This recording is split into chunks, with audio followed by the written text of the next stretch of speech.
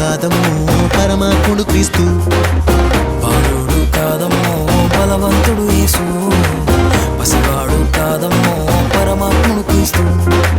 పరమును వీడచి పాకలో పుట్టిన పాపుల రక్షకుడు మన యేసయ్యా.